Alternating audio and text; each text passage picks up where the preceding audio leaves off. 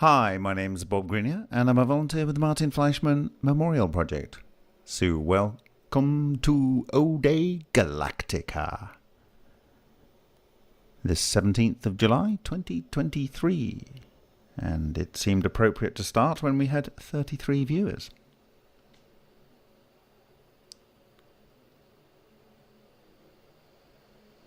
Excellent. Tony says the sound works. So hi, Louis Navarro. Thank you, Tony, for your fantastic work. I would recommend everyone to go and look at windhex.com to look at all of the experiments that were conducted yesterday with himself, the metal shaper, and Henk Juren. Hi, TP Sven, Simeon Hein, Corky Goss, Gordon Doherty, Terran Artifact has done a fantastic job in working out how to use the T7 Pro with the Neil Gould experiment, so getting that integrated. So thank you to Artifact. That will also enable other researchers like Henk to better use their T7 Pro and other ones that want to join. Hi Yin Gazda, great to have you with us. I will be traveling with Yin on a Wednesday to France. I will talk a little bit more about that at the end of the presentation. Hi Christopher Lang, and hi Cosmic Dave. Great to have you here. So Battlestar Galactica is an American science fiction media franchise, first airing in 1978. That follows the survivors of a human civilization attacked by the Cylons. Cylons were machines created to serve in the military. The artificially intelligent mechanical devices were made in imitation of a human being. That is to say, they were automatons. The Cylons have different types, such as the Centurions, which are metal machines, and the humanoids, which look and act like humans. They eventually came to serve humans like slaves.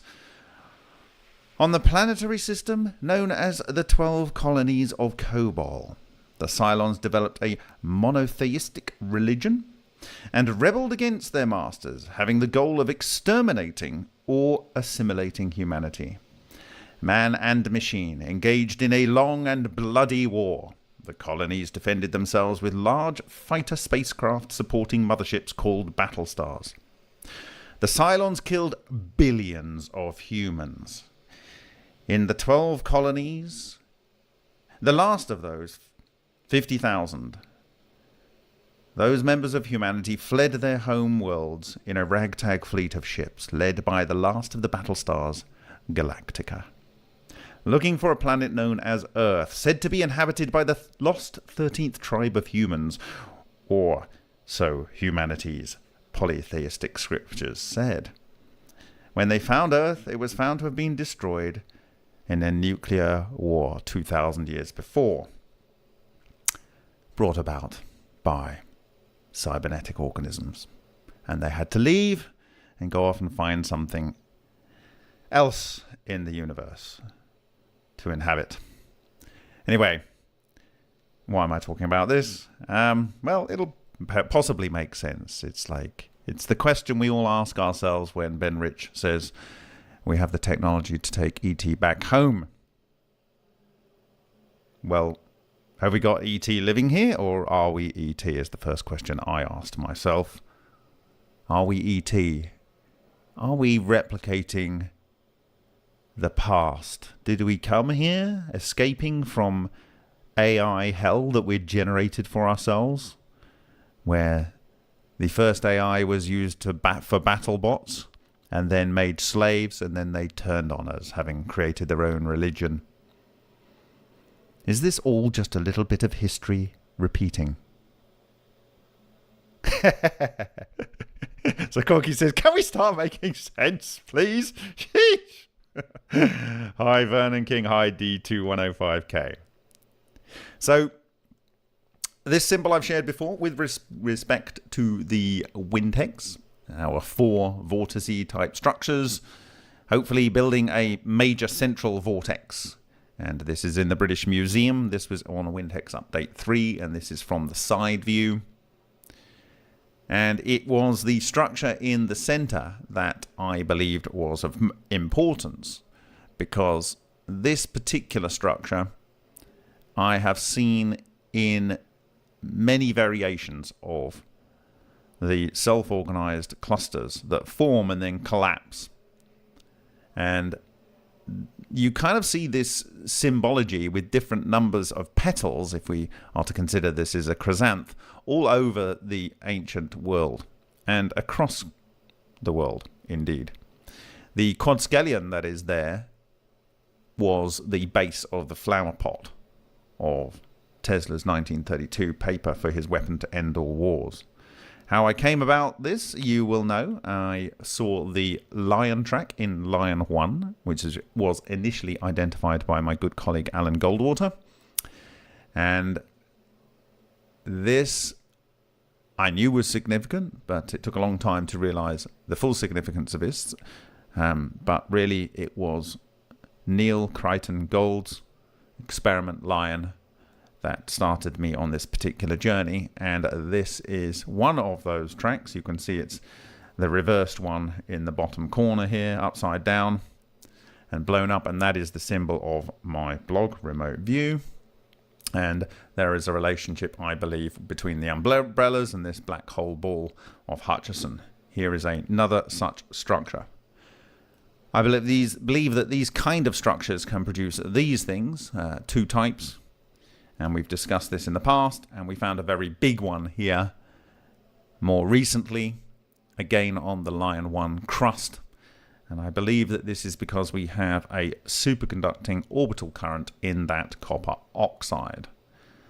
I believe that you need at least two, and we can see the vector is going up here and the vector is going down here. But you can have many more, and that these superconducting currents lead to intense magnetic blobs, and they form regular structures with a minimum of two. And if there's many of them, you end up with something very much akin to a Gion of John Archibald Wheeler. And I believe it's these kind of structures that did the damage in the latter stages of the work of Bostick and Nardi that they recorded here, and where they recorded the D4D ratio. And so I decoded the work of Tesla, channeled through John Hutchison in this sample, the fracture sample, to come up with the basic Evo structure here. And that this structure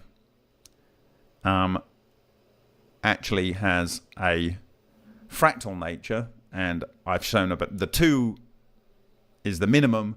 Here is the 4 type structure. This is a ring structure made of 4 rings, and each of the 4 rings are made of 4 rings, and they're all self-similar. But however which way you do this, you end up with a phase singularity at the Chiro, the Maltese cross focal point here of these systems, and that effectively produces a type of monopole, pseudo-monopole, and this has been simulated and been observed and given different names, and that in analysis of Henk Uren's fused quartz impact of ball lightning, which I believe possess these phase singularity type monopoles, we have the marks on the fused quartz here of various different numbers of, see, this is a 4 around here, except it's not impacted. The one where I'm waving the mouse sort of center right. We've got 1, 2, 3, and the bottom bit hasn't really hit. So this is kind of like a 4. This is a multiple one similar to this. This is less, and so on. So there's different numbers of clusters around it. Here was a 3D manifestation, a little bit kinked as it blew up, with a small number of divisions. This has a large number of divisions, I think 24 or something. And we saw broken up versions and ones where the outer parts of the sub-tors had broken up. This has been recorded in a Bose-Einstein condensate here.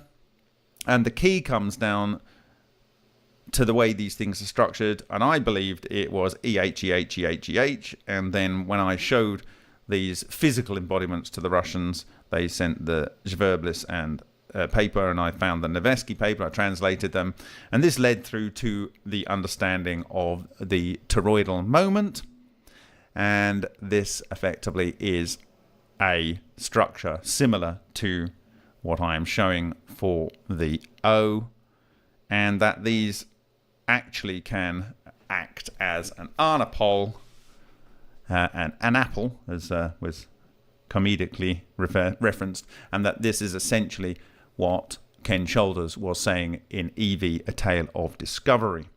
And what does anapole mean from Greek? It means without poles, okay, because it doesn't project out, and that these may be able to interact with axion dark matter, which is potentially made of relic neutrinos. Now, I have a bunch more slides, but before I do that, I'm going to show you something that was sent to me. Now, if you are on the chat right now and it was you that sent me this paper, then I'm sorry I don't get it right. I kind of feel it might have been Harry, but I don't know. I did look, but I couldn't find it. So if you're on the chat, when you recognize this paper, pipe up and I'll give you the full credit. If not, I'll have to do it when I can find it in the future. But anyway, it was after a recent presentation that someone sent me this paper by NASA. And that is effectively what I derived the front cover for today's presentation from.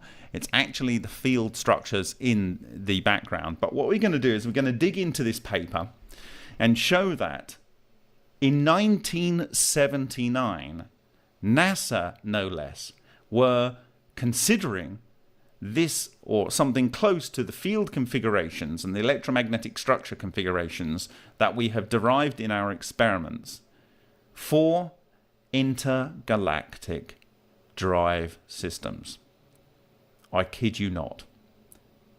It's literally mind-blowing. And the paper itself refers to a 1975, published 1976 Japanese piece of work that is essentially establishing that lasers being fed into a nonlinear plasma can produce 1,000 Tesla fields, just like the ring vortex paper that was a collaboration between most of the world's major scientific regions and calculated on a supercomputer in China a few years ago, which I was sent by the Orion Energy, formerly called Sapphire, director, as saying potentially this is what an EVO is. So let's have a look at this paper.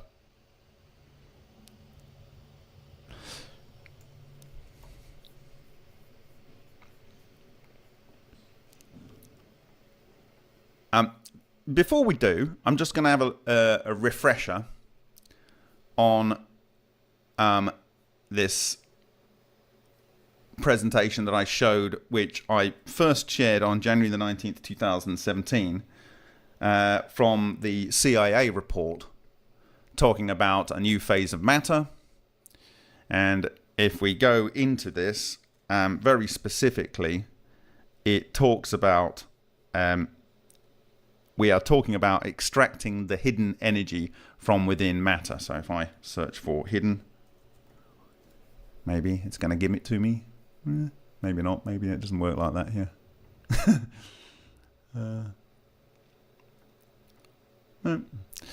Somewhere down here it says hidden energy in matter. And it talks about the fact that this is cold fusion and the fact that 1 kilo of iron can get us to Alpha Centauri. So the guy in the interview asked, will you put a nuclear, that's a fission, or a fusion reactor in the on the space vehicle, or will you turn to the energy of the vacuum?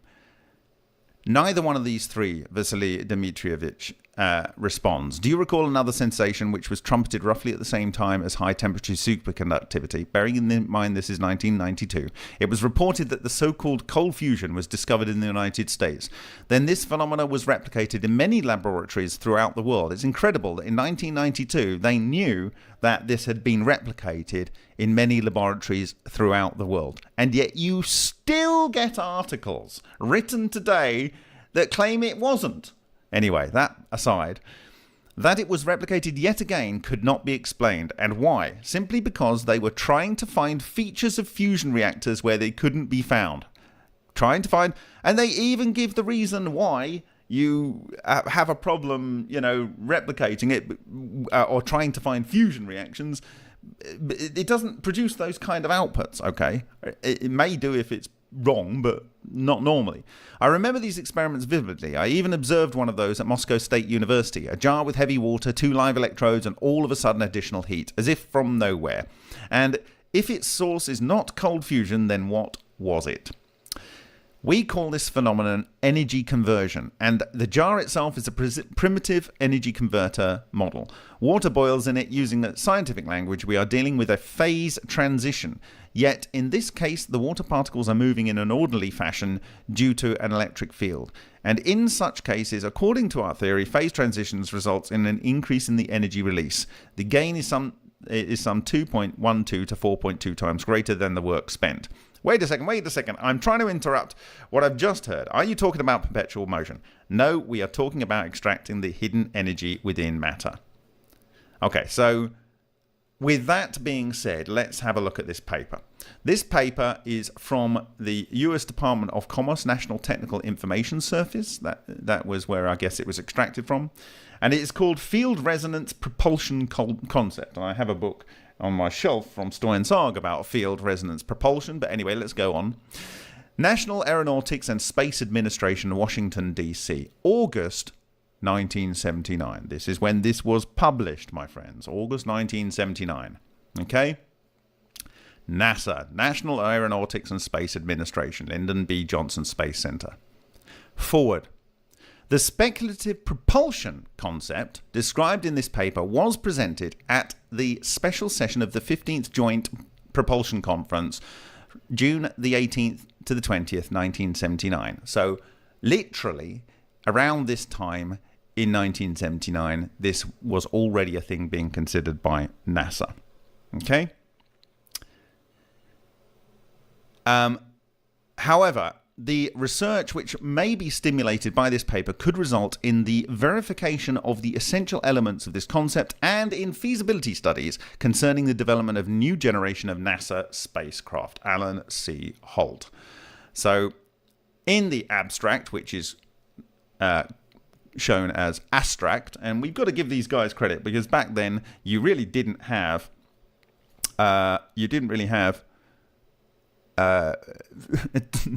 word processors.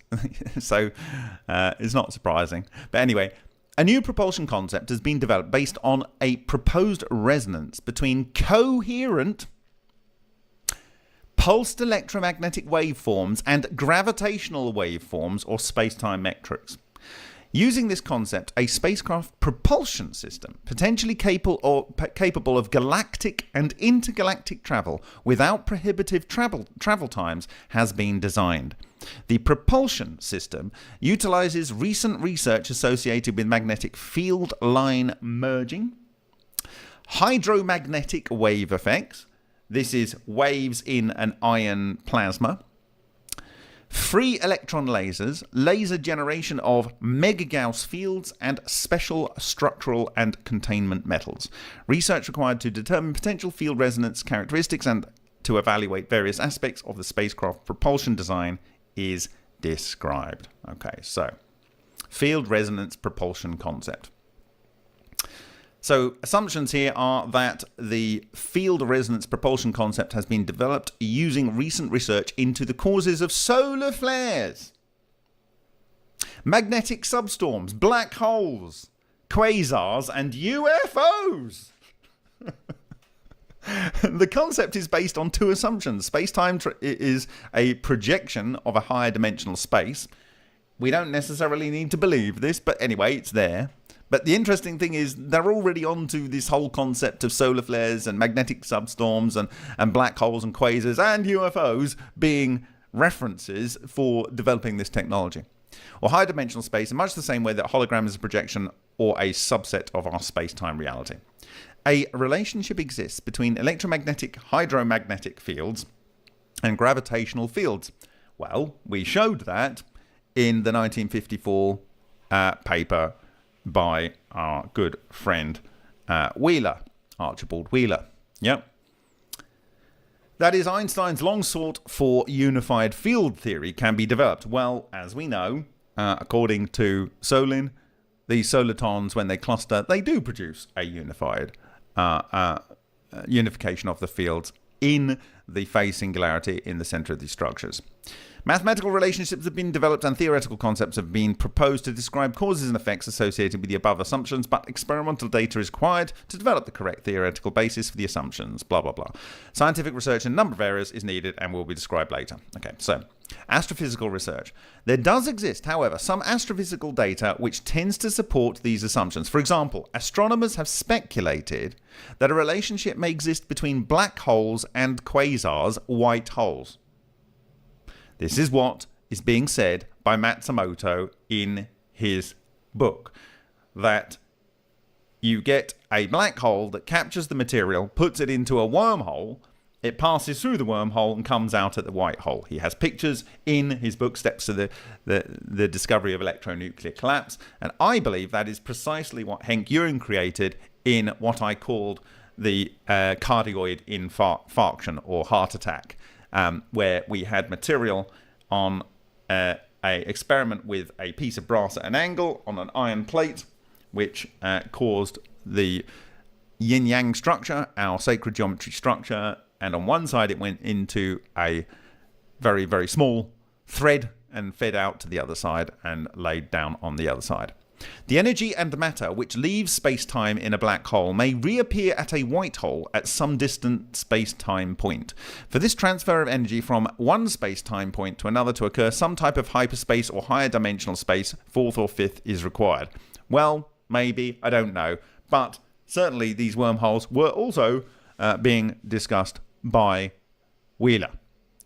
Assumption 2 may be the cause of the large amount of energy release in solar flares. In sunspot regions where solar flares occur, the 2,000 to 3,000 Gauss, so, that's quite high, magnetic fields are configured, not as high as we know we can achieve with these systems, but anyway, are configured such that the positive and negative polarities are in close proximity with each other. Interesting. Where the positive and negative magnetic field lines are nearly anti-parallel, a process called magnetic field line merging can take place. In this process, the oppositely directed field lines break and reconnect, expelling fields and plasma out the sides. See Figure 1. You're going to know what this is. As a result, magnetic energy is converted into kinetic energy. The magnetic field line merging process has been proposed as the most likely explanation for solar flare eruptions. This is in 1979. It was actually being talked about by Bostic in his plasmoid research, and so it's not surprising that all this many years later in 1979 that they're talking about the same kind of thing. However, some flares can release energy which equals 10% of the sun's total output in a second. This large amount of energy is difficult to achieve with the magnetic field line merging concept. Thus, it may be that the configuration of the magnetic fields and associated hydromagnetic waves, oscillation of field lines, may induce a resonance with gravitational fields, resulting in a release of gravitational as well as magnetic energy. It is well known that geometrical relationships of the magnetic field and thus field gradients are more important to the production of solar flares than the magnitude of the field strength. A strongly convoluted boundary between magnetic polarities results in a high probability for large and frequent flares. Another factor of the interest is blah, blah, blah, blah, blah, blah, blah, blah, blah. This effect also indicates that the initiation of solar flares definitely depends on geometrical relationships, as do the properties of space-time and gravitational fields. Okay, so you can see here this diagram here, and you're going to possibly recognize what it is. You've got field lines and plasma flows, and what we have up here are alpha waves. Okay, and this is magnetic field line merging model. So this is how our field lines merge. Standing alpha waves. Standing alpha waves. Slow shocks and coordinate lines. Okay, so these large dashes here are the standing alpha waves. Okay. So again, you have a situation where in a hydromagnetic system, you have standing waves leading to the production of this type of stuff. Now, it gets a little bit crazy here because of the way that they talk about UFOs. Okay? Magnetic field line merging has also been used to explain that the interaction of the solar wind and associated fields with the Earth's magnetic field at the magnetopause and the generation of magnetic substorms, which often are triggered by solar flares. The magnetic field line merging process is also an essential part of the field resonance propulsion concept. So down here, you've got the magnetopause and the merging region here, and basically what protects the Earth from a lot of the gubbins that comes out of the sun. And then it gets crazy. This is a NASA paper from 1979. UFO research. UFO studies. Okay, UFO studies. Okay, UFO studies indicate that the unexplained residual UFO phenomena may be due to extraterrestrial visitors, parapsychological experiences, or a combination of the two. If some UFO phenomena are caused by extraterrestrial visitors in very advanced spacecraft, then the frequency of visits and the large number of different types of visitors, many different humanoids have been described, imply an ability to cross large stretches of galactic and intergalactic space in relatively short time frames. If the speed of light is a true limit of velocity in space-time, then the potential extraterrestrial visitors must utilize a form of transportation which transcends space and time to keep the trip time short. No, there are several ways around this. You know, you can spin, you can create a different bubble, and you can also basically freeze time for the locals inside the ship, and time goes on ordinarily outside. But putting that aside, UFOs are often observed to disappear instantaneously. In a subset of these cases, the UFO later reappears at a nearby location, implying a disappearance from and reappearance into space-time. Or potentially it's being cloaked because it's become one particle, and inside there you can't see it because it's just its own like particle. Anyway, they're saying it's disappearing into a different space-time and coming back. The high speed, right-angle turns, abrupt stops, or accelerations of UFOs, and the absence of sonic booms, despite calculated speeds of 22,000 miles per hour or more, suggest that UFOs may generate an artificial gravitational field or otherwise use properties of space-time which we are not familiar with. Guys, this is a NASA paper that was published in the middle of 1979.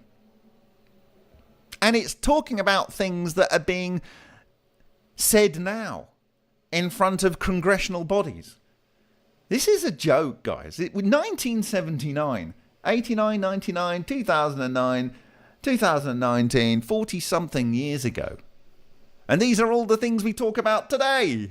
Okay? It's absurd.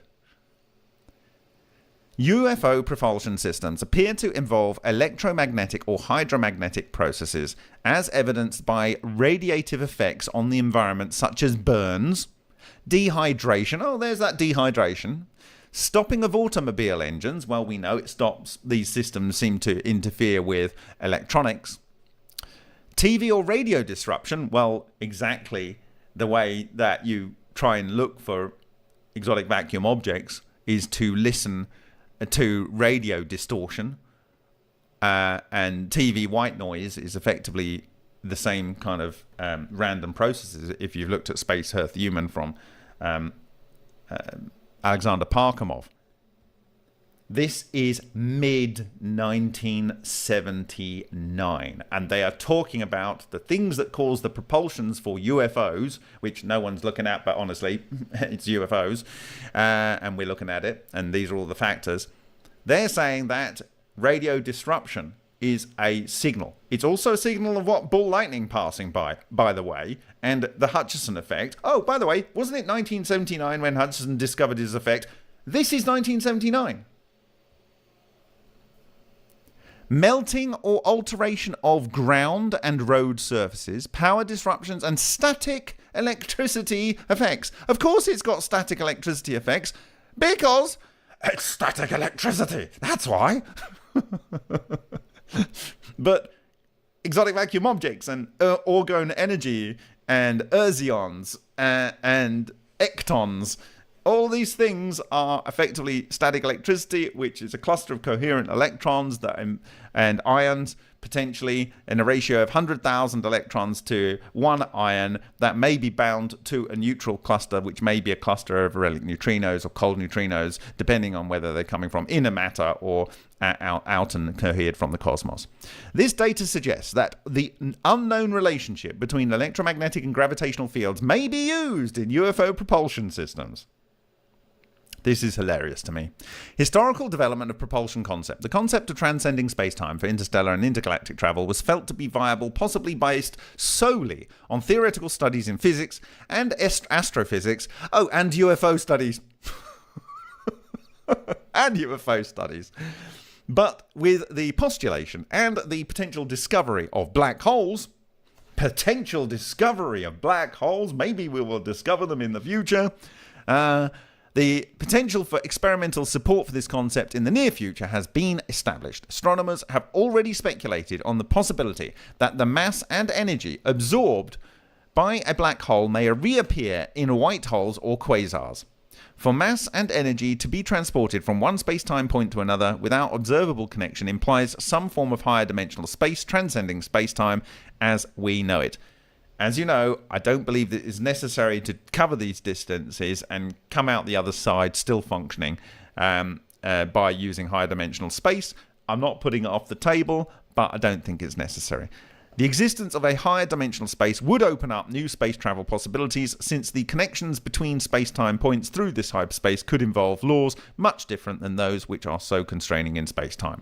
For example, if each space-time point can be assumed to be unique, and if a relationship does exist between gravitational and electromagnetic fields, then each space-time point defined by a geometric form, Einstein's tensor metric, would be expected to have natural resonances with certain electrohydromagnetic waveforms, geometric forms, which are effectively higher or lower harmonics of that space-time point, which is a projection of higher dimensional space. Now, I've described this in the past, that if you imagine the Dirac sea, or the smallest unit, the Planck's distance or whatever, is something on which ordinary matter and electrons can move around. They are where they can be quantized. They can exist in those kind of nodal points. And they are resonant with that. If you create an effective single electron that is meters across, or tens of meters across, or hundreds of meters across, does that have only resonances in its wave function that is hundreds of meters across? And if it does, then does it snap from one point to another point to another point? So this is how I've conceptualized what I believe they're trying to describe here. Okay, that the wave function of this macro quantum object is such that when it's traveling, it's only traveling what it thinks it's doing in its dimensional space, which is relative to its wave function, and it's traveling at its light speed, but its light speed is, let's say, if an ordinary electron is diddly squat, and this structure is, 10 million times faster, then maybe it can travel 10 million times faster. Do you get my drift? That's kind of how I've conceptualized it in the past. I don't know whether this is the same kind of thing that they're kind of talking about here. Maybe, maybe not. I don't know. I'm interested in your views. So the existence of higher dimensional space would open up new space travel possibilities. Connections between distant space-time points through this hyperspace could involve laws much different than those which are constraining in space-time. For example, this is kind of one of the speculations I had as to why ball lightning can go through glass, can go through metal, because its vacuum structure can only live, like if you've got a piece of glass there or a piece of metal there, it can only live either here or there. It can't actually live at any point where the glass is or where the metal is. So it doesn't actually see it in its dimensional space. Okay. So, for example, if the space-time point can be assumed to be unique, and if a relationship does exist between gravitational and electromagnetic fields, then each space-time point defined by the geometric form, Einstein's tensor metric, would be expected to have natural resonances with certain electrohydromagnetic waveforms, geometric waveforms, which are effectively higher or lower harmonics of the space-time point, which is a projection of the higher dimensional space. Now, if the entire universe is a fractal toroid, okay, and you are in an ordinary space, you're like, let's say you're only able to travel between these nodes because they're the only places you can move to. Like, you have to overcome some resistance to move from this node point to this node point, okay? But those are the only distances you can move in your quantization. Then maybe if you are an exotic vacuum object structure that's at this tier, you can move this distance each time you move. So, like, you actually effectively move relatively faster in the higher frequency space, if that kind of makes sense. So it's either higher or lower, one of the two, as above, so below. Okay, so they have this diagram here. And then they go, the potential existence of space-time harmonics means that if a craft at a specified space-time point could artificially generate a configuration of electrohydromagnetic fields which is a resonance with a distant space-time point, a basic imbalance would be created. This imbalance would be out of harmony with the projection laws which create the space-time properties from higher dimensional properties. Forces would be set in motion to re-establish a balance which in this case require the craft and its fields to be located at the space-time point where such field configurations are a natural harmonic of that space-time metric. So it's almost like moving between nodes. So I was just reading this section, I wasn't showing it to you, but anyway. So it's like you're on a standing wave that is resonant to your larger hydromagnetic or electromagnetic structure, and you can only persist at this node or the next node, okay? Persist and exist. The best analogy in everyday life is that of tuning a radio. The tuning knob in this case is a spacecraft's mechanism for changing the configuration of the magnetic waveform. The radio stations are the various space-time points. For a radio, the signal, which is always there, is manifested through the speakers associated with the radio. For the field resonance system, the speakers exist only at the radio station. Once the spacecraft's magnetic waveform is tuned into the distant space-time point, that waveform is forced to manifest only at that space-time point according to the projection laws. A means of generating the electrohydromagnetic configurations which would be required remained a problem until the study of magnetic field line merging and hydromagnetic wave effects was undertaken. With the completion of recent thesis research, a possible means for generating the magnetic waveform was determined. Holt, 1979.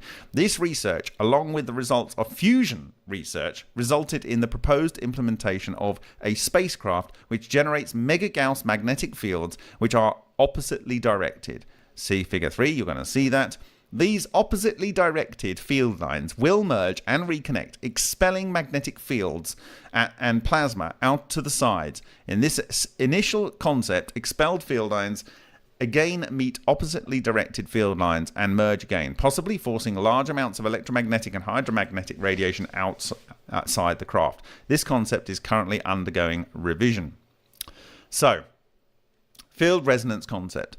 In the proposed implementation, see figure 3. You're going to see figure 3. You've already seen it, but you're going to see it soon.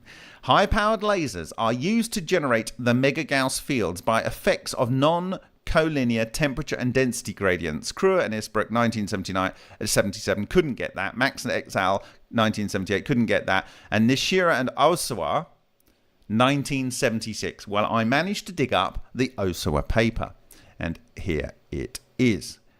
Again, it's typed because this is the time before computers. Okay? Magnetic field generation due to resonance absorption. Katsunobu Nishihara. I can hear Peter going, oh, you've mullered that. Yokiharu Asawa. Department of Physics, Nagoya University, Nagoya, Japan. Okay? Department of Electrical Engineering, Osaka University, Osaka, Japan, and Toshiro Tange, Department of Physics, Hiroshima University, Hiroshima, Japan. The detailed study of mechanism of mega-Gauss magnetic fields generation in resonant absorption of laser light is presented, which takes into account effects of both dissipation and thermal motion of electrons.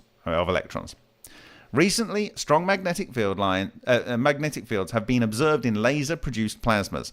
The occurrence of strong magnetic field can affect plasma behavior through hydrodynamic effects, or from bearing in mind this is published in 1976. I think the work was originally done in 1975, long before John did his effect.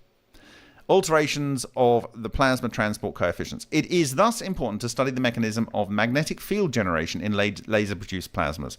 When laser light is obliquely incident on warm plasma with a density gradient and polarized in the plane of incidence, it can be absorbed resonantly by linear mode conversion into electron plasma wave. At high intensities, a large dissipation has been observed in computer experiments.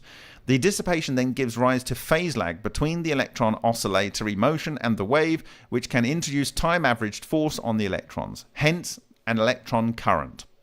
The thermal motion of the electrons allows propagation of resonantly excited plasma waves along the density gradient. The nonlinear interaction between the light wave and the plasma wave can also be set up as an additional electron current. The currents can give rise to magnetic fields of the order of mega-Gauss. Okay? And I think basically we have down here, to explain the mechanism of mega-Gauss field generation, we do not here consider the fluid dynamics, but it is important. It should be emphasized that the induced magnetic field is polarized perpendicular to the axis of light incidence, in contrast with that due to thermoelectric current, which is a donut, donut shaped. Okay, and then lastly down here it says, using this effective collision frequency with the same parameters, we find that this is 100 kilogauss per second. Okay, now 100 kilogauss is, pretty large. That I think that is that? Oh, it might maybe later down. I think is it that? No, it's not. Okay, so this is 100 kilogauss, which is about 10 Tesla, I think. And that the magnetic field due to the dissipation in the thermal effects are the same order of magnitude. Okay, and then down here it says, under these assumptions, with the same parameters used above, we obtain this magnetic field of 10 megagauss, and that is 1,000 Tesla. In 1975, published in 1976, using laser on nonlinear plasma. To introduce mega-Gauss magnetic field at near the resonant absorption region. For laser fusion plasma, the hydrodynamic motion of the plasma modifies the density profile and hence the shape and amplitude of the magnetic field. Okay, so you've got hydrodynamics going on in here, and you've got the production of 1,000 Tesla magnetic fields. Where have we seen that before? We have seen that in this paper, which was sent to me, as I said, by one of the directors of Orion Energy here, and I published it as soon as I could afterwards, 5th of December 2021, and the paper here is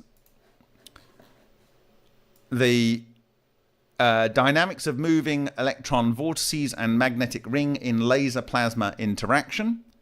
Okay, and who didn't fund this? You have Ministry of Education, School of Physics and China. You have Shanghai, China. You have Lawrence Berkeley National Laboratory, California. You have Institute of Physics, Czech Republic. You have the Kansai Photon Science, Japan. You have Creation and New Photonics in Japan. You have Department of Physics, Strathclyde, United Kingdom. You have China again, and you have China. Okay, and it's funded by basically everyone. This is an international project, and you know what they came up with? They came up with typically 1,000 to 1,300 Tesla field, and down here we've got is proportional to the square root of laser power and approximately equals 2 times 10 to the 3 Tesla for laser parameters here.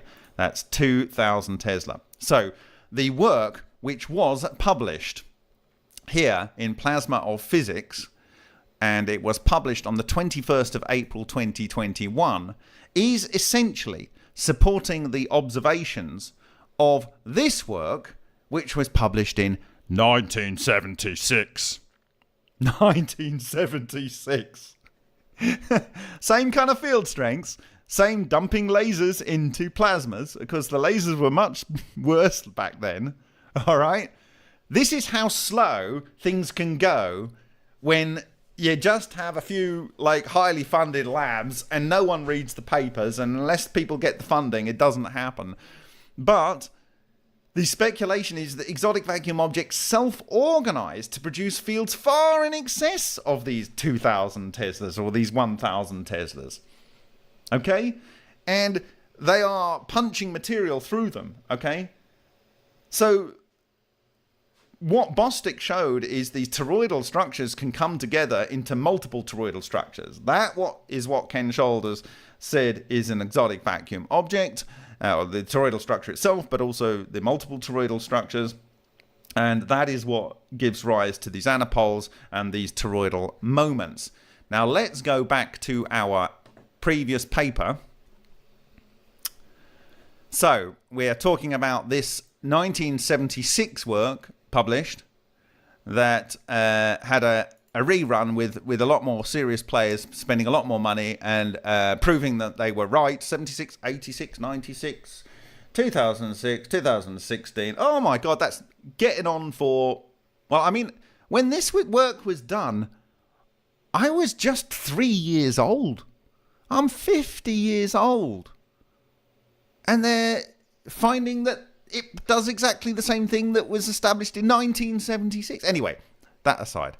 By alternately pulsing adjacent laser sets, the location of the merging processes can be made to oscillate back and forth at a desired rate. The amount of laser energy can be varied to alter the strength of the magnetic fields. Thus, by changing the laser's power and or wavelength and the pulse frequency, the resultant magnetic waveform can be changed or tuned to the desired harmonic of a distant space-time point. If flight to a nearby location is desired, the magnetic wave form can be continuously retuned, allowing very quick and short space-time transformations. For an observer, it would appear to be a smooth flight, in much the same way that we do not see individual frames of a film. This is exactly kind of what I'm saying. You're resonant here, you're resonant over there, because of your magnetohydrodynamic or hydromagnetic structure or electrodynamic structure, is this macro quantum object, in my view, and it can be here or it can be over here. Okay? And that is one frame you see, that is one frame you see. This is the quantization of the video frames, but in my view, it's the quantization of where you can exist in space-time. Okay?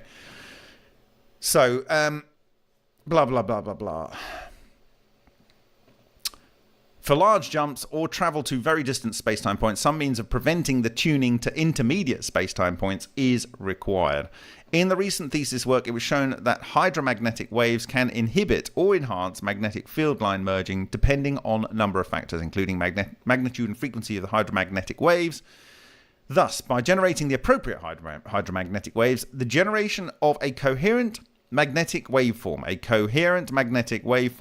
can be prevented until the laser characteristics have been adjusted so as to generate the magnetic waveform, which is harmonic of the distant space-time point. Then the hydromagnetic waves can be stopped and the magnetic waveform can develop. Okay, what does it look like? Dun da da da da da da da da da da da da.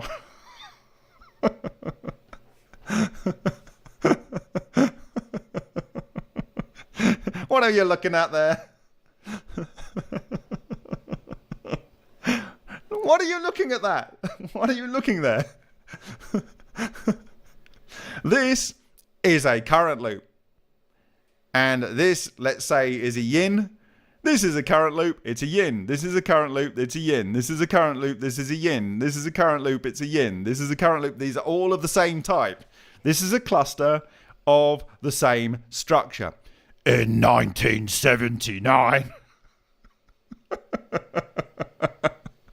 Now, look at what happens to the merging of the magnetic field lines. Firstly, you get the flower of life in the center. Of course you would. So you've got it coming out from here and going down to here. Coming out from here, going down to here. Coming out from here, going down to here, right? But in the center, you can see that if you have all of these things of the same type, you get a line that comes into there, a line that comes into there, a line that comes into there, a line that comes into there. They're all going around in the same direction. And you know what they produce? A magnetic phase singularity in the center. A magnetic phase singularity in the center. You couldn't make it up. Okay, so this isn't so fractal. I mean, you could say that these are fractals. You know, so they're nearly there. They're nearly there in the concept. Okay? But you can see how this could have been derived as a propulsion system from the work of Bostic. Now, bearing in mind, the paper that I showed you of Winston Bostic here, this one... Okay, so let's go back to the Geons with your... Regions of strong electric field strength are in simple toroidal Geon of zero angular momentum. This is not spinning. Stuff spins around it, but it's not spinning. Two waves of equal strength run around the torus in opposite directions to produce a standing wave. A standing wave with electric field strong in the regions indicated. These are electrical field structures and magnetic field strong in the region between. Magnetic fields in between. The gravitational field created by this disturbance and required to hold the disturbance together is representable to a good approximation as a static and independent of azimuth. This is the gravitational field that binds it together. Now, published 1 year after the paper that we are talking about today, in 1980, by Bostic and Nardi, were these structures of the D4D ratio as I derived independently from 4 quantization levels with innies and outies. An outie there, an innie, there's an outie, there's an innie. And this is the same structure up from this at an angle, so you can see the core through the apple. And here is from the top, and then this is the structure with the 48 division up from the top, which I derived this structure from. Okay? Now, you can see, though, that in the work of Winston Bostic, they actually had a hexagon in that paper, which I've just shown a segment from. And the hexagon produced these closed, two, around each face of the hexagon. I've got a hexagon somewhere around here. Anyway, as it's coming down, you get the two counter-rotating vortices coming down with the G vector going through it. They come and they form loops, and the loops form a loop-de-loop. A loop-de-loop. And that's essentially what you are seeing here. So I'm pretty certain that the other papers, in combination with the Winston Bostic work, gave them the inspiration for these things. And this is, of course, back in 1957, Winston Bostic was saying that we could probably get to Mars in 4 hours using, or I think it was 4 hours off the top of my head, using this technology, if properly implemented. But that was more of a propulsion drive. But what I'm looking at here is something that has a flower of life in the center. It's got 6 things around the side, and the magnetic merging of field lines results in a vortex in the center. And that is why I produced this lovely picture here for your viewing. And we have our 2 arms of the spiral galaxy coming in, because I'm saying you need a minimum of 2 for this to work, to create the structure, as we have seen in various experiments. Okay. So, thank you to the person that sent me this. Did someone own up to sending this to me? I don't know if someone owned up to sending this to me, but you can kind of see that from the field fixed lines here, not the ones that are going around the whole of the current structures, but the fixed field lines. If you take that diameter, it's about a D4D ratio across this overall structure. But this, my friends, this is not no one. This is NASA, having studied but Winston Bostic's work, the ability of lasers to produce 1,000 plus Tesla magnetic toroids, potentially that would lead to fusion technology, and combining alpha waves and black holes, and having studied the properties of UFOs, and it's just like matter of fact in here. It's hilarious. The high-speed, right-angle turns, abrupt stops or accelerations of UFOs, and the absence of sonic booms, blah, blah, blah. These are all the things they're talking about today. It's like, it's not new. And this is what they propose, which isn't, in my view, sufficiently fractal toroidal enough to create a pure... Well, I mean, this is getting close to producing a macro quantum object. You kind of need to get these and do what they are doing here. So if I play this, so you've got your current loop, and you've got your current loop here. So what they're actually producing is the first toroidal moment. So in fact, they're accurate. They're accurate.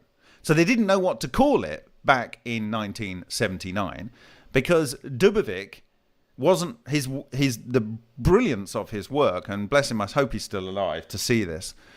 Dubovik, he worked this out in 1965, a full decade and a half before they were coming up with this. But they are creating in here a toroidal moment.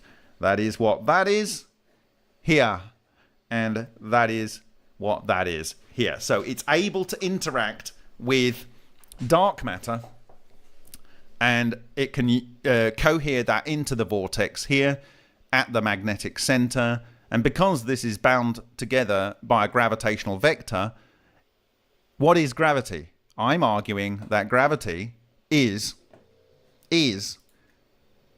because of interaction of the toroidal moment with relic neutrino clusters. Okay? And the toroidal moment can interact with the toroidal moment of the relic neutrinos and clusters thereof, or axions if you'd like to call clusters of relic neutrinos. Okay? And condense them in. And if that's the case, it is completely in alignment with the claim of John Archibald Wheeler, that this is a gravitational azimuth that holds this structure together. Okay?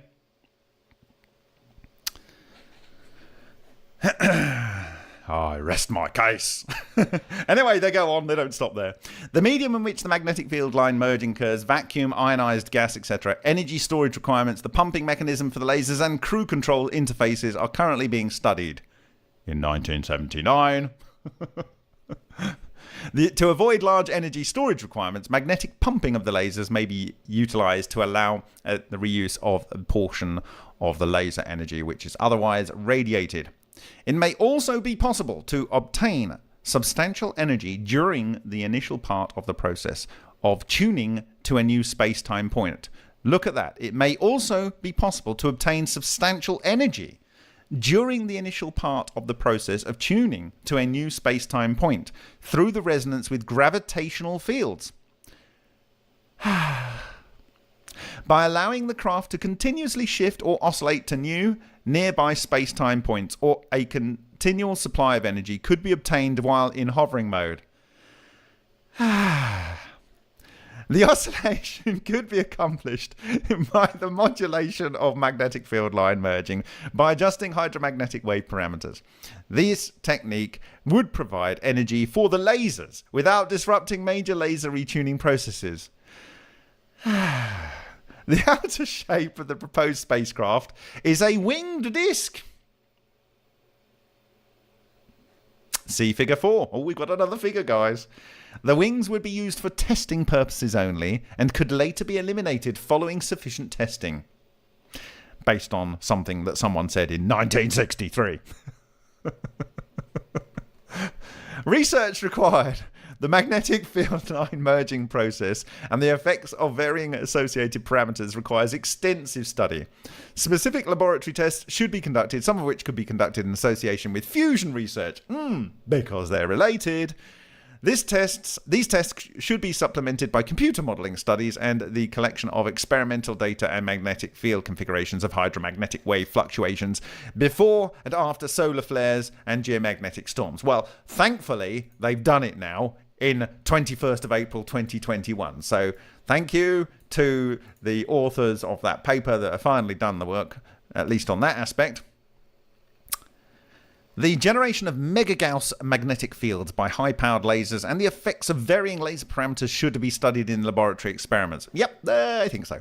Blah, blah, blah. Much of the research could be accomplished in association, blah, blah, blah, blah, blah, blah. The pumping, extensive measurements of the radiation emitted. Here we go. Extensive measurements of the radiation emitted by UFOs would be extremely useful in gaining insight into the physics and technology UFOs may represent. Okay, so let's just go and study our UFOs. But we don't have any. Oh, no. You just need to have some extensive measurements of the radiation emitted by UFOs. Okay, so let's just monitor these things. Monitor these things that don't exist. Okay, all right. Gotcha.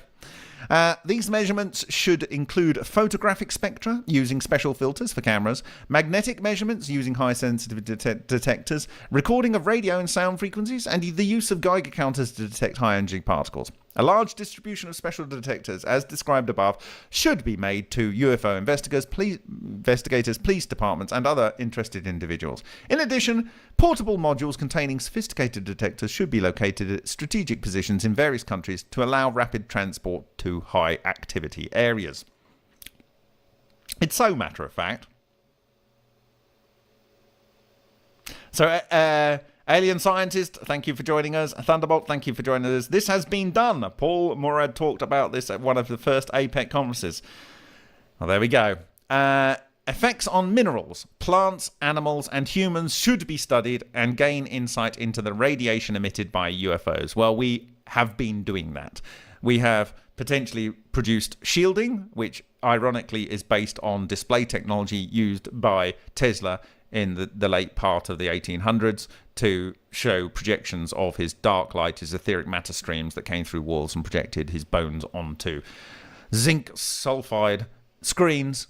And so it's based on that. Shishkin developed the screening technologies to help us protect ourselves from the emissions. But it's only really a moderation. It doesn't solve the problem entirely. Effects on humans such as burns, symptoms of radiation sickness, or other bodily changes should be thoroughly investigated by physicians. Well, the Russians have done a lot of work on this field already. We're well ahead of the game. But then I would hope we would be ahead of the game because this was in 1979. Regressive hypnosis should be used extensively to obtain technologically valuable information from UFO close encounter participants. This is very wise words. Listen to what I'm going to say at the end of this presentation because something fun's going to be happening in a few days' time. Three-dimensional models of exterior and interior of UFOs should be made for cases which are significant from a technological point of view. Oh, here we go. Here's the ship. Oh, doesn't this look familiar? This definitely looks familiar. Never seen something this shape before. Nope. No, definitely never seen something this shape before. No. It kind of looks familiar and then it doesn't. Kind of looks familiar and then it doesn't. As soon as some of the basic interactions are better understood, or after a thorough review of state-of-the-art hydromagnetic interactions is completed, small-scale test models of the propulsion system and spacecraft should be constructed and extensive testing performed. The testing should be proceed hand in hand with the results of other research. Several test models look at this. Several test models may be needed in case one or two are lost, in inverted commas. Final comments. Since the field resonance concept utilizes two unproven assumptions, the thing about jumping space-time and stuff, and currently unverified magnetohydrodynamic processes, which I think probably we've got close to verifying, and certainly this helps. Where is it?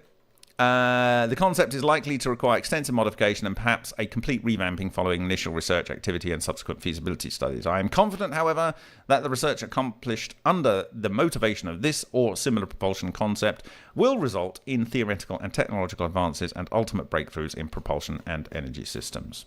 There we go. There is your references. That was field resonance propulsion concept by NASA from 1979. And there we go. Let's study all of those UFOs we have access to learn what we need to know to simulate what they do. Because they do, we already know, and it's already documented in this document from 1979. Okay? And the structure that they say is going to do it is something that they could not even recognize because they didn't know the electrodynamics at the time. This is a toroidal moment structure. Yes, it was described by John Archibald Wheeler in 1954. Okay? In Physical Review. Yes, it was observed by Winston Bostick, who, by the way, was working on the US National Fusion Project, and plasmoids came out of that, so it's not surprising that they are saying they should work hand in hand with fusion researchers. And obviously, John Archibald Wheeler worked on the Manhattan Project, and he was Feynman's tutor. And yes, John Hutchison was using Tesla-type equipment and electromagnetic waves, and he did produce these things, which are real, which is how I got down this rabbit hole. They can be uber fractal like this, 4848, but they can be minimally fractal down to the 2-2, the 2-2, the lots of 2-2s, the 2-2, which is a superconducting loop, okay?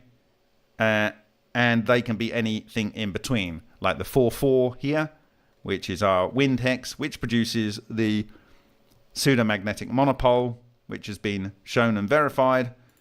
And they can be any number of subdivisions around up to, in my view, 48. Okay? And moreover, they don't need to be the first fractal. They don't need to be the first toroidal moment. They can be hypertoroidal or hypertoroidal, as they call them, which I call fractal toroidal. Okay? So there we go. Now, I'll take some questions now, if there are any questions, and then I've got a little bonus round at the end before we talk about what's going to happen later in the week. So, do you have any questions?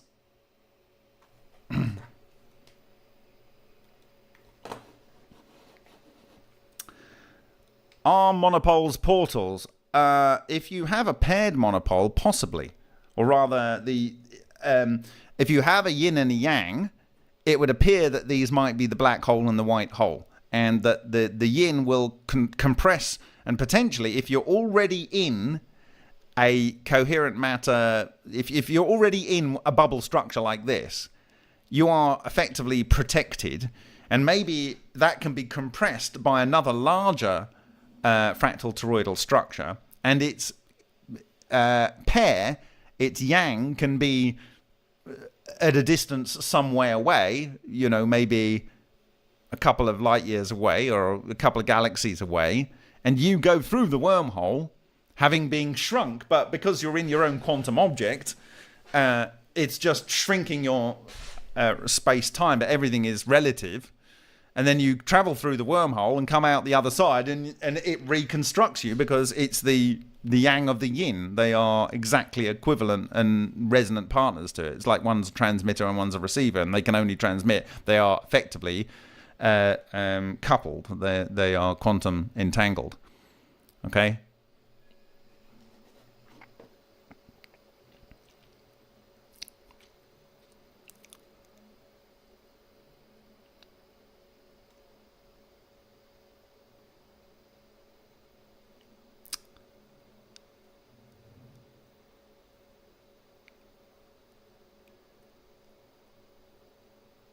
There's still people debating whether there's the ability to create a pseudo-monopole. Well, there is. You can create it. It's been done. You know, some people call it an electromagnetic knot. Some people say that is what causes ball lightning. But that is what does this. And you can see it here. These are the spots that they create. There's a vortex structure in the center here. This is the spot. This is the spot. And it's got a phase singularity. And at that point... everything's coming in, and it doesn't know which way to go, and it's basically cohered at that point. So yeah, there we go. And when you break down this structure from the actual work, you end up with the birdie structures. The birdie structures, where are we? We've got the birdie structures somewhere here, which much of the Russian researchers found. So here, these birdies, that is a slice through an exploding monopole type structure, and the monopole is at this point. And that's it's in the different orientation to the ones here. So these are south monopoles. They're pushing the stuff in, and this is these are north monopoles. There's 3 north monopoles here, 2 north here, 2 north. So you can see how they can cluster together. Anyway, that's what we know. So.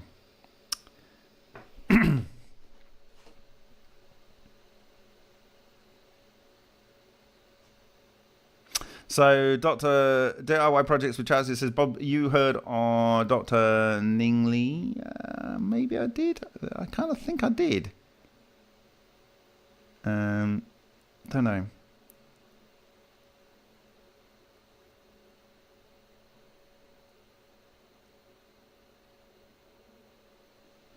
Okay, so Alien Science says, you mentioned 2x2 and 4x4. Do you ever get odd numbers like, yes, you can have 3x3.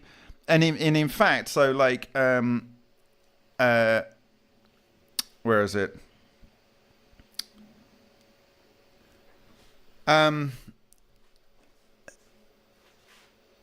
We have seen on the outskirts of a ball lightning structure. So where you've got ball lightning, you've got a lot of these things coherent. Okay, in a ball lightning cut in a copper pipe of Henk urine, slightly a few microns away from that, on the uncut copper pipe, there are pits where we have 2, 3, 4, 5, 6. We didn't have 7 in that particular area, and 8 arranged around in and I will talk about this in my applications of the fractal toroidal moment presentation at this year's ICCF in Szczecin in Poland. And you can go and see this if you look at the live microscope session recordings of the Amasa vibrator plate. Around one of the big yin-yang structures, one of the cavitation structures on those steel plates, there is a smaller yin-yang, which is 2 pits, and it's got the carbon deposits that accompany these things regularly. There is 2 triangular holes. So each of the pits isn't a round pit, it's a triangular hole. So this implies the n-1 fractal level to have 2, and the n-2 fractal level to have 3 around it.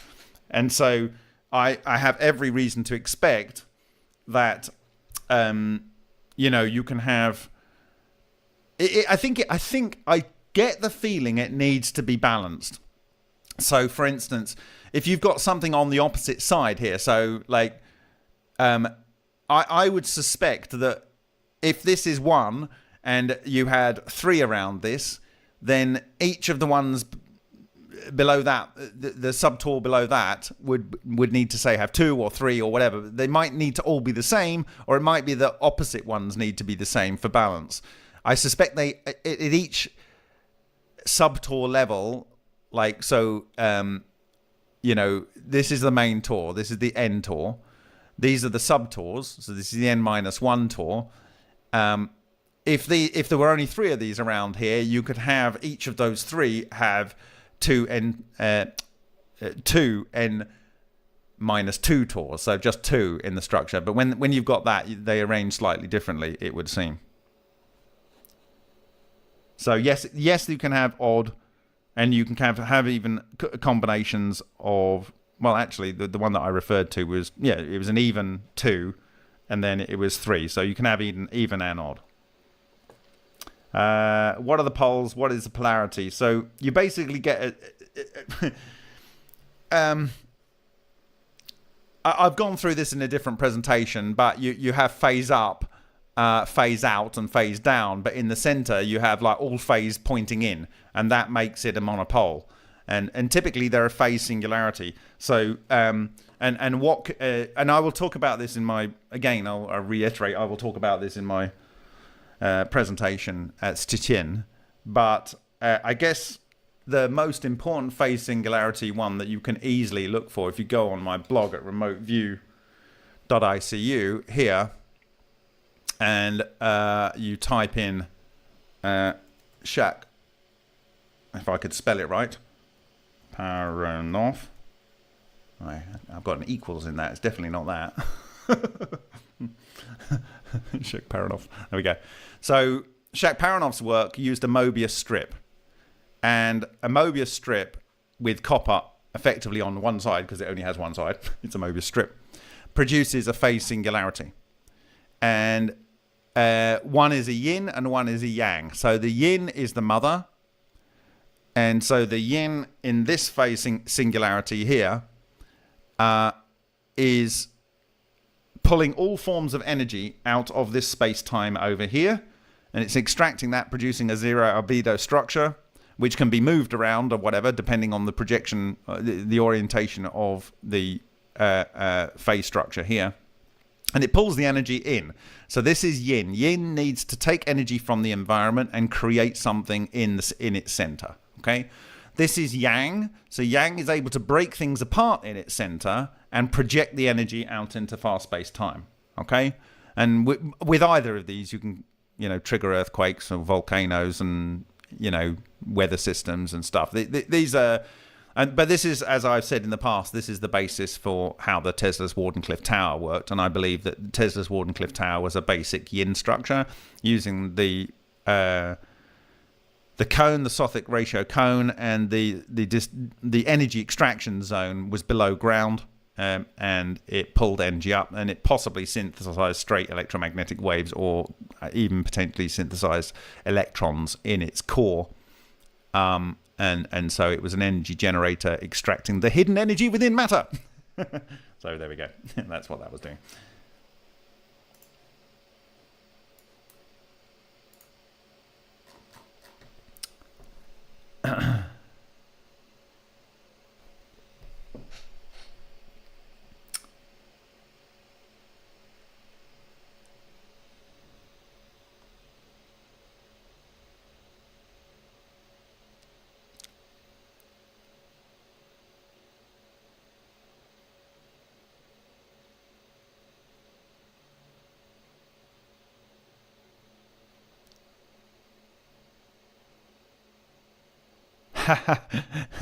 A polariton is there's many different polaritons, and they are ways to potentially create coherent matter and phase relationships between things. So like there are many ways to create these monopole like structures, but I kind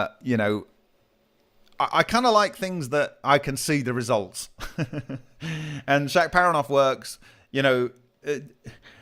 you can't maybe replicate it, but it exists, and it's able to do this extraction at a distance. Now, some of the work talks about a cone that comes out with a vortex of things going into the cone or coming out of it or whatever, and the cone is almost exactly the Sothic ratio cone. And so for me, it's very, very likely the same thing. So by using this type of technology, you might be able to fake a glowing orb traveling around in free space, or a black object traveling around in free space.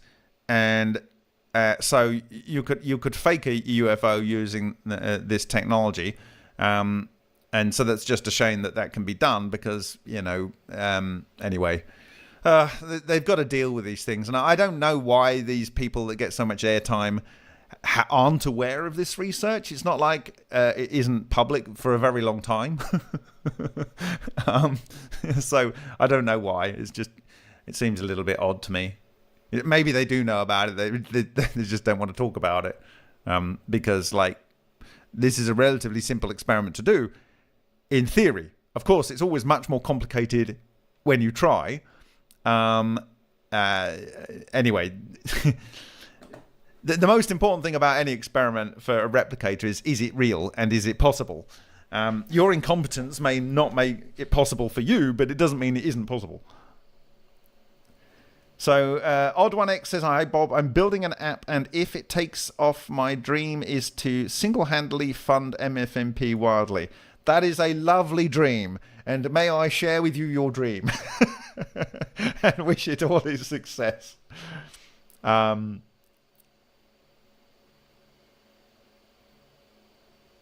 Okay.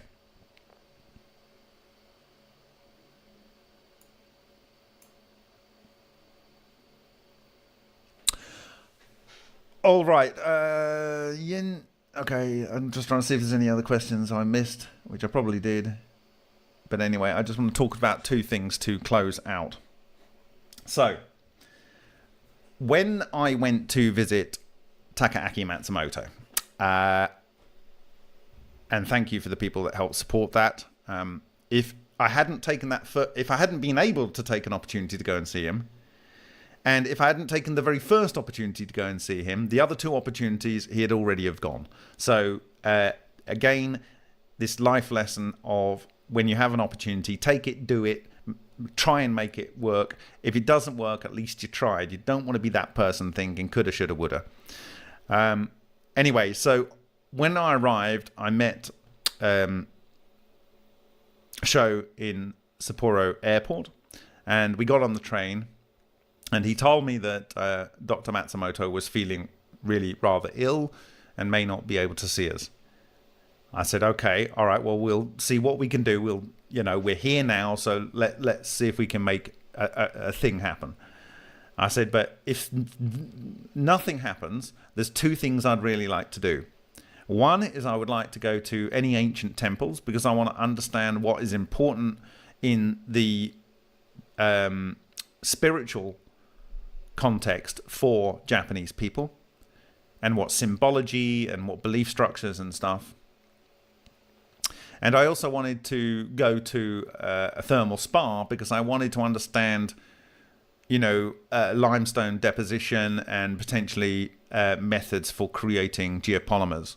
And these kind of things are concepts that, well, certainly in the case of the latter, that Matsumoto engages with in some of his work. And so I wanted to experience what might have inspired him.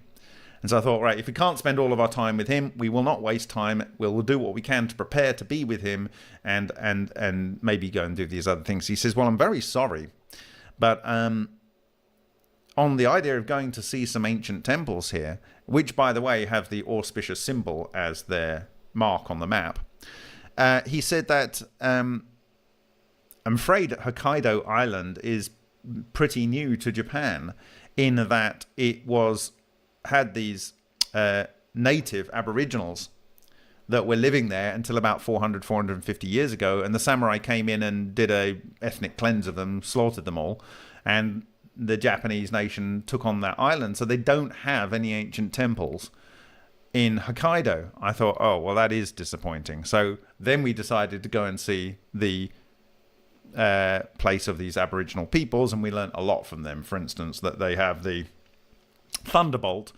as the symbol of power on their clothing of war, and that was just interesting to see that so shortly after seeing the double epsilon being the key symbol of Delphi, and that being related to the thunderbolt in ancient lore around the world and symbol of great power. Anyway, so he was telling me about this temple as kind of like a compensatory thing that he had visited near his hometown in Osaka. And this is one of the most famous temples, and he had actually deliberately gone there to, I guess, get some peace and thinking for seeing Dr. Matsumoto. And he had got some souvenirs, these kind of like tea things made in glutinous rice, which are popular as gifts, but he got it from this most famous temple near Osaka where he lives, and he wanted these as gifts to give to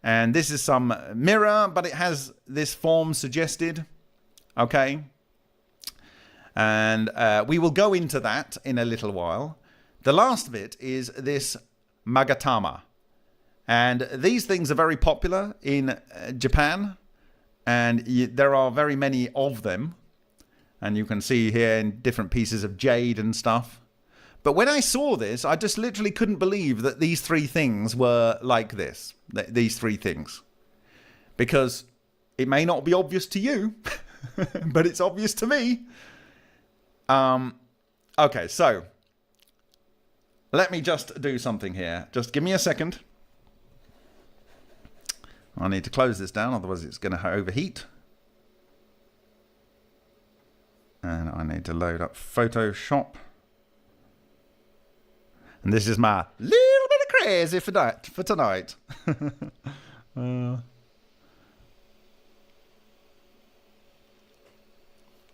The new name for this, by the way, for the new name is actually, but its name was later changed to the more popular blah blah blah grass cutting sword. Grass cutting sword. No, sorry, I prefer the original name, Heavenly Sword of Gathering Clouds. I really do prefer the original name. I think that's a much better name for what this is.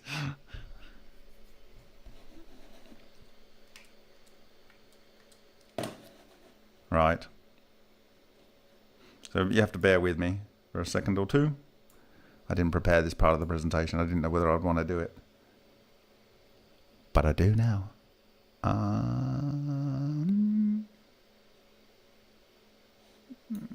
Why am I in here? I shouldn't be in here. Okay. Let's try something else here.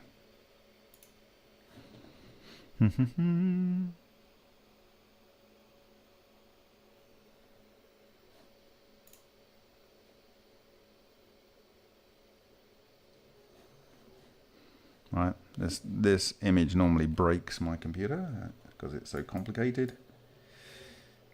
And hopefully I have everything lined up.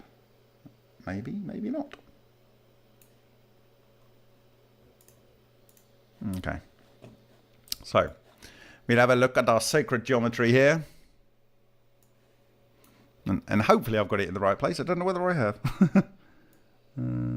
Gami. Right, well, I think the first thing we need to look at here is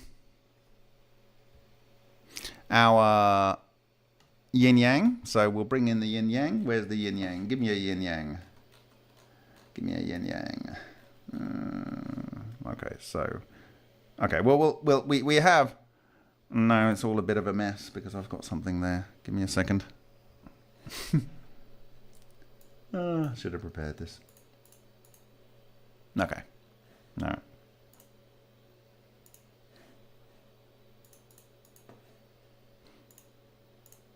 Okay, so we have our aluminium foil with our yin-yang structure on there, and the yin-yang perfectly fits. Okay, so that is our yin and yang, and in this particular one, inside the central vortex, inside the Vesica Pisces, inside the golden ratio line, you have birthed here this structure here with our boron, no calcium. Inside the Vesica Pisces, inside the golden ratio line, you have calcium with, not totally calcium, but you have some calcium in here with no boron, and boron is aluminium minus oxygen, and the calcium, some isotopes, are aluminium plus oxygen. Okay, so you have the breaker here, and the maker. This is the male, this is the female. This is the yang, this is the yin. Okay? That is what we are looking at there. Right, so, what do we have? I don't even know if these are lined up. We'll see. Kind of need to turn off a couple of layers, so maybe we can go... I'll go here, maybe. Right. Let's see. First up is our Yata no Kagami. And there we go. The Yata no Kagami is absolutely perfect. Not the outside part, but the center point, the central structure here, this part of it, this area here. So if we go back to our one over here, you can see where the central part is, and the yin yang, and this one here, and we go back here, boom. Okay, now the Magatama is there, and so if we actually put in our structure here, and then I turn on the Magatama, oh, it's actually below. It would be below, wouldn't it? Okay, give me a sec.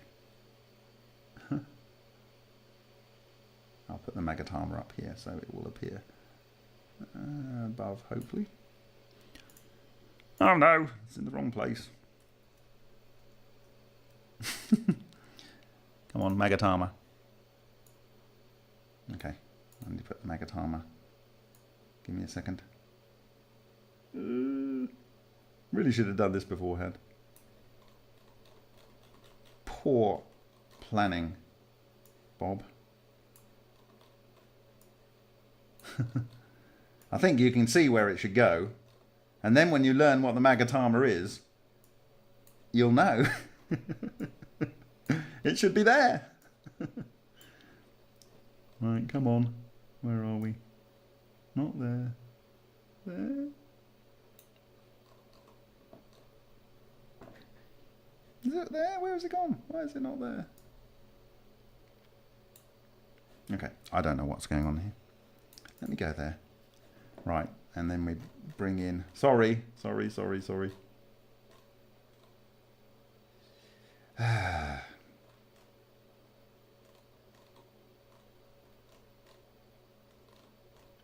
This has got about 1 million slides. Right, okay, so you can see here.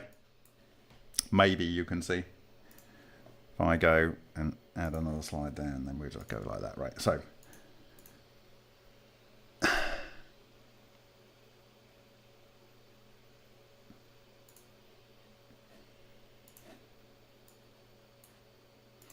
Okay, can you see that the Magatama is the exact shape of the structure that forms inside the golden ratio line and where the spiral vortex ends up? Okay, now what is the Magatama? Okay,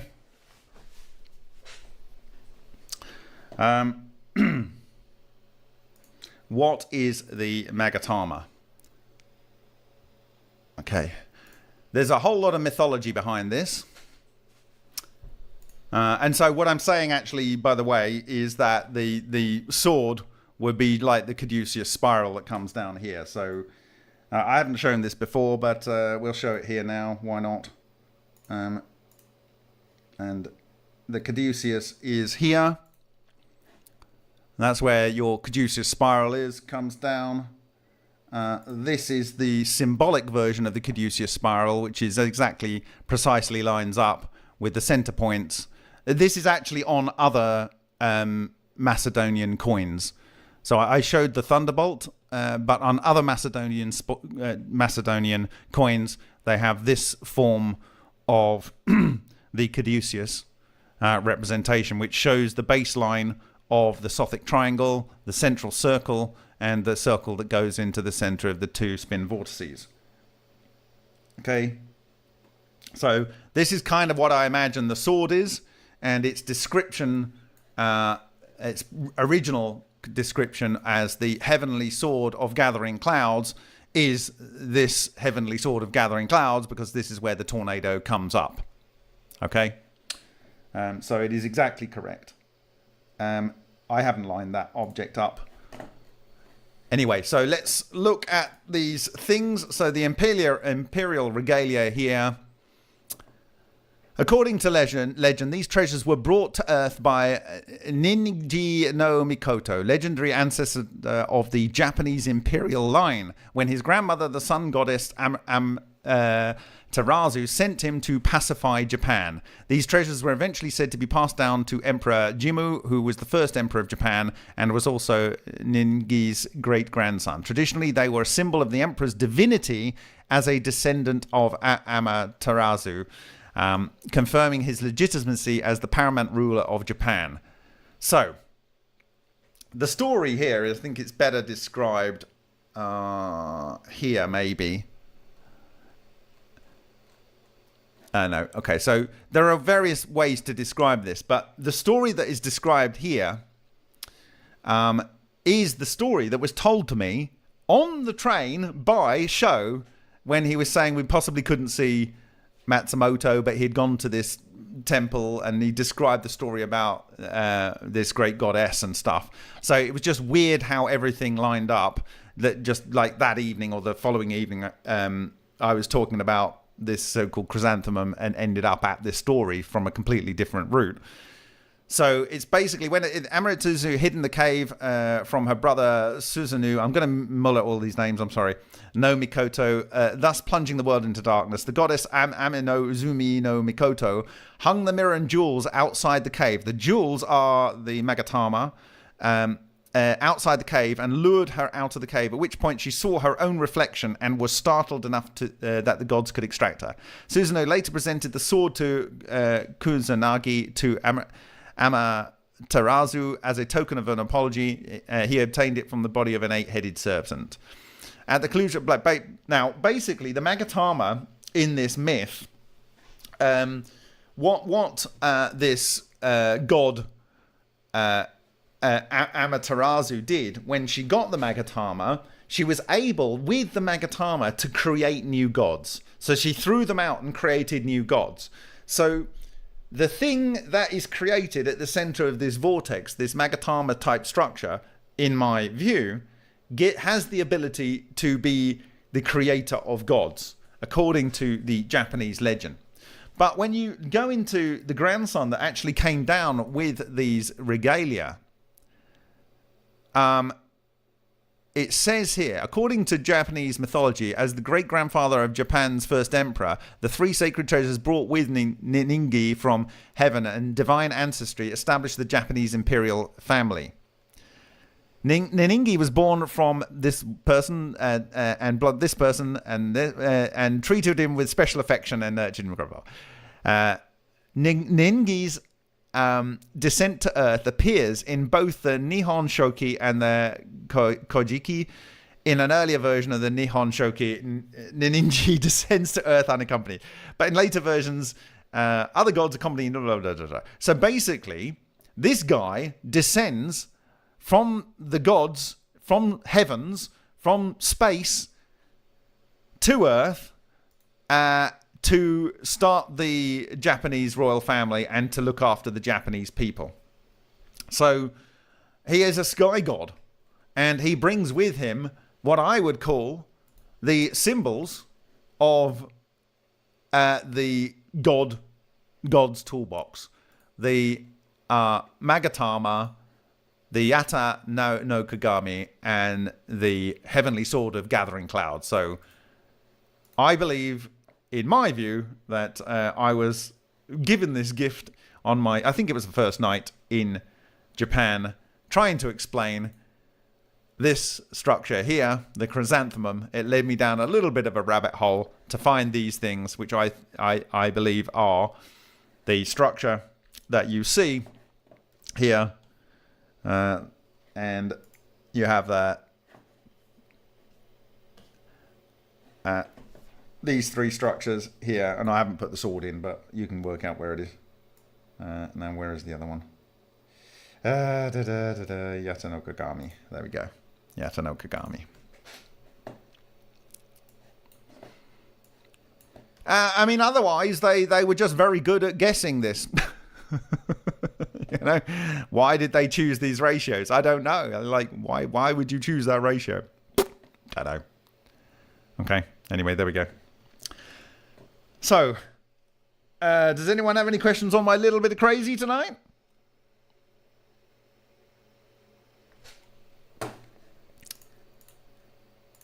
I'm going to quit Photoshop now, so I'm not going to save that. So you'll have to hold that image in your head. I will publish these associated images in the blog.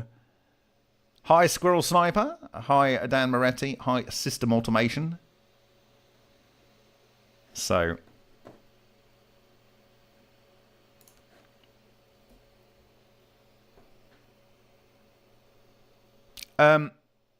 Standish says, any owl experiences in Japan? Well, clearly you must have missed reading my blog. And this is before I mentioned the owls that we had come across in the owls that had come across in Delphi. But Delphi finished 3 days before, or 2 days before I was in Japan. I had to squeeze it in because I felt I needed to go there beforehand. But if you look at the blogs from Matsumoto, yeah, the first restaurant we went into, it was just absurd. It was basically owls everywhere. It was just comical. Just really, really comical. Where are we? Okay. And in fact, it's the owl is the symbol of the native peoples of that island, of Hokkaido Island. You could not make this up. So, I called it Matsumoto Ainu, and then the Ainu are the traditional people, the people there. And we went to the thing, and at this place, at this spa that we went to, like there was owls everywhere on the first day in the restaurant that we went to on the first night, just after we arrived, right? So we went out and got some food before we could go to a supermarket, okay, just to get some food. There were owls everywhere in the restaurant, so that was a bit freaky, having just come from Delphi. And then we go to this spa. To look at the potential for geopolymers. And as I'm walking up the stairs into the spa, there's the mother of all carved wood owls, and it's winking at me. and then we see the symbol. This is the symbol of the Ainu people, which is an owl, which is also the vortex structure, by the way. And outside of the center for the Ainu people was an owl. And in there, their clothing is owls with Maltese crosses and a vortex symbol at the bottom, which is basically an inverted owl, right? And this is the monopole, the yin one way and the yang the other way, okay? And then they have, not only do they have the flower structure in the Aboriginal structure, with that, they also have the yin-yang. And they have a spherical structure which has these so-called flowers arranged around it, making the bowl, right? Okay? There's the yin-yang. Here you've got the owl with the sun and the moon symbols, of course, the yin and the yang. And you have the thunderbolt here. The thunderbolt here, these are bands that they wore as warriors. With your vortex up and your vortex down. This is the same vortex up and vortex down that you see around the frieze of the Parthenon in Greece.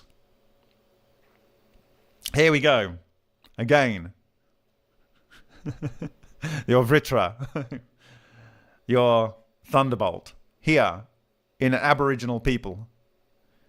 Here, you've got your vortex structures. It's literally everywhere on pretty much all of their artwork. So yes, and the symbol of their entire peoples, these Aboriginal peoples, is the owl. So did I see any Japans in Japan? Did I see any owls? I couldn't not see them. They were literally everywhere from the first time we sat down to, you know, and all of the other symbols. It was a weird spiritual exercise going to Hokkaido. It really was. After leaving Delphi and thinking, this is literally all over the world. This is literally all over the world. Is this the tool for the of the craft? Yes. It's what we are trying to build. Okay.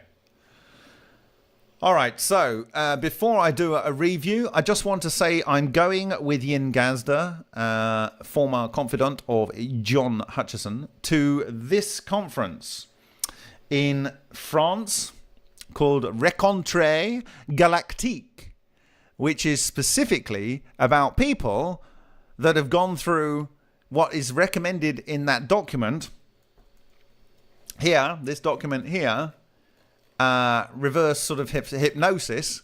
Several of these people are UFO experiencers who have been taken away on UFOs or whatever.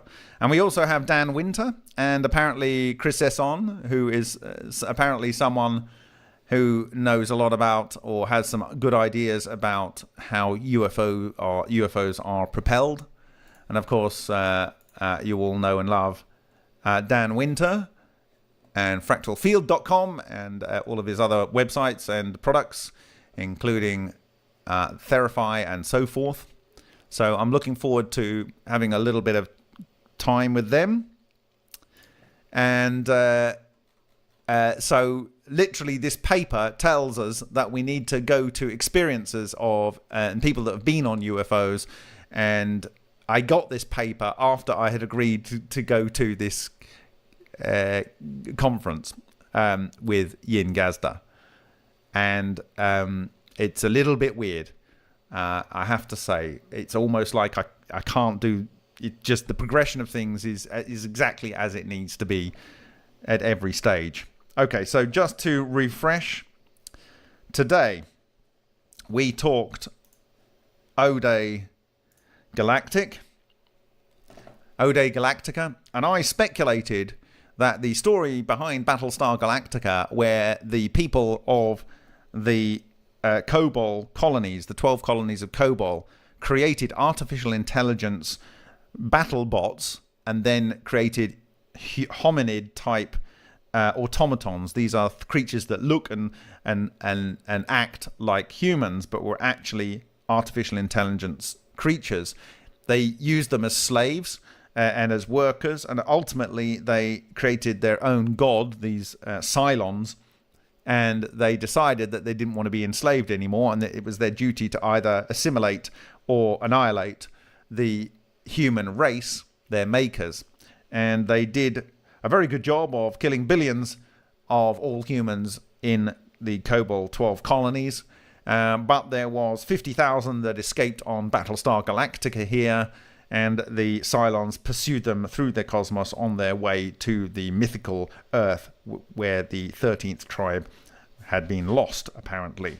When they arrived there, apparently this 13th tribe was actually created AI creatures themselves and had annihilated themselves, and that was that. And they were Cylons anyway. So, and they had to go off and find somewhere else. So that is the story, and I'm asking, when you literally have the Epsilon team using the symbol of Delphi saying that they have secret knowledge of extraterrestrial origin, and this is thousands of years old society that have this knowledge based on this thunderbolt imagery, which is the structure of ball lightning, which is the secret to all this technology.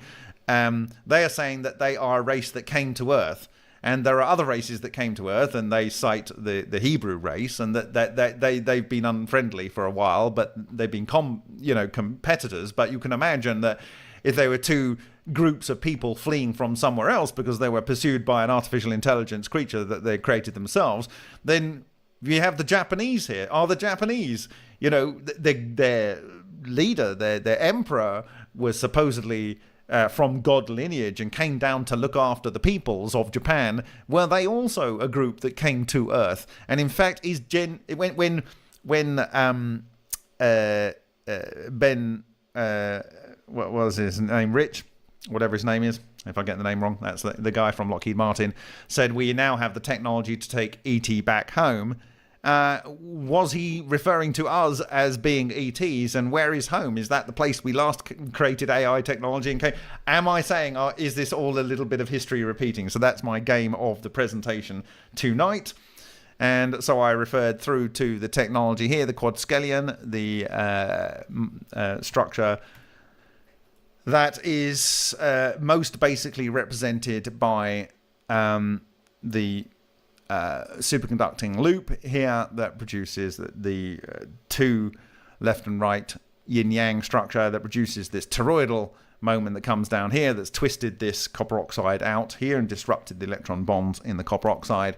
And here is the structure on an X-ray, and here's another one, and here's the other orientation. This is a much bigger version. And this is the overall structure, and this is the basics that you need to create a toroidal moment. It's the absolute minimum, but this is the same as John Archibald Wheeler's Geons, and that extended through to the NADI work from the fusion research. And basically, NADI was essentially using disruptive discharges as designed by Tesla without mentioning him, but doing it to deuterated titanium electrodes and putting multiple of those over a magnetic field where they formed a toroid of toroids. And they eventually came up with these structures in 1980 with a D4D ratio. I decoded these from the Hutchison sample and came up with this structure.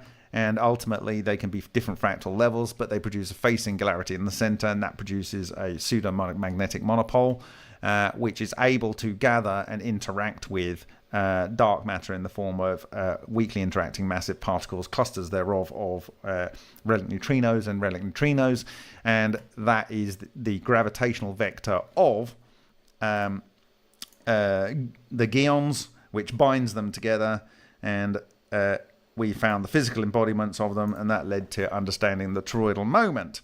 And then that led us to understanding that the work conducted here on an intergalactic propulsion system and presented to NASA in the middle of 1979, and based on work from as early as 1963, and also clearly from the work of Bostick, absolutely clearly, because it's talking about the work that's coming out of fusion research, and it literally draws basically the electromagnetic structure of the latter day versions of Wiston Bostick's work. And this is a first order toroidal moment structure, which they didn't understand what it was, but John Archibald Wheeler had already worked out that it had a gravitational moment through the center. And you can see here from the magnetic line reconnections here, and the fact that it produces a vortex in the center, and this is exactly what we observe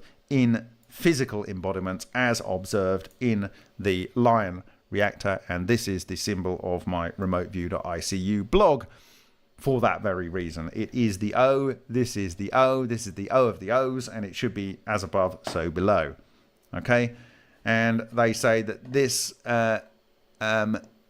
is something that could be used and explored for intergalactic flight.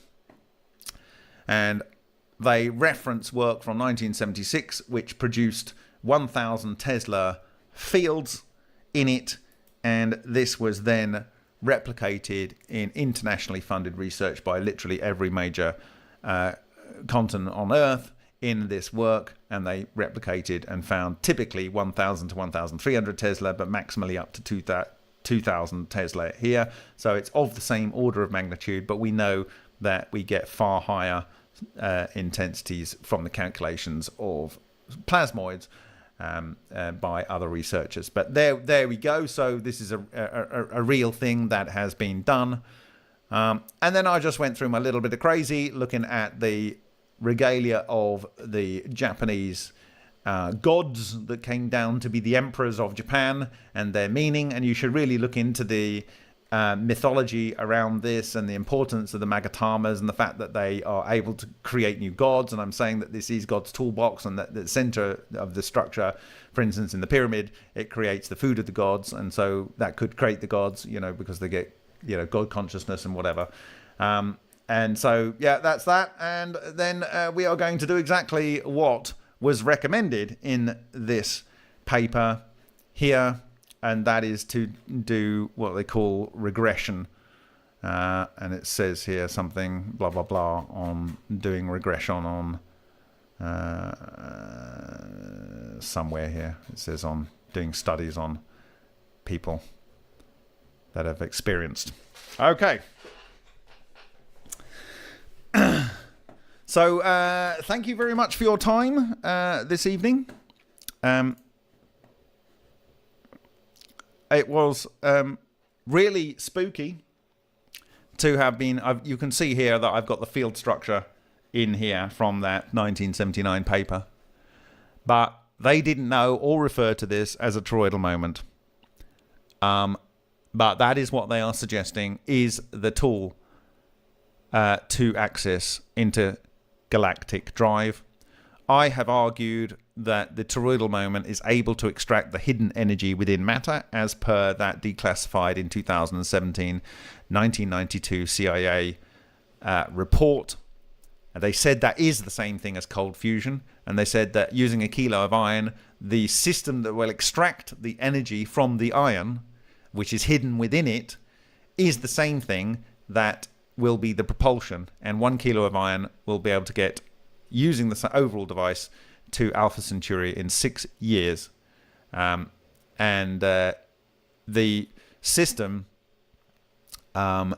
basically generates the energy on the fly, and they are suggesting that in this paper that was presented by NASA, the energy for producing the lasers and for producing the field containments that are necessary could be produced. This is exactly what was said in 1992, and they are saying it's the same thing as cold fusion.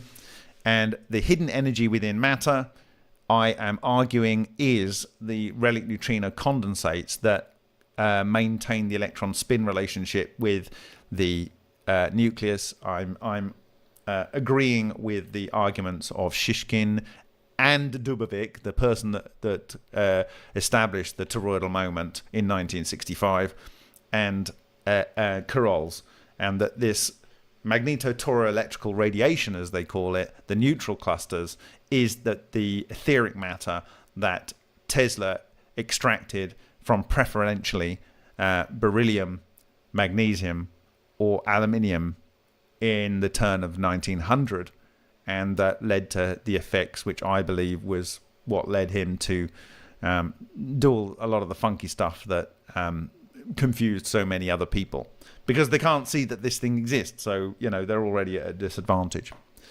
So this was O Day Galactica. My name is Bob Greenyer. Thank you for joining me this 17th of July 2023. I think we are definitely getting into a position where we can start considering taking ET back home, and we don't have to ask certain military organizations for permission to do it.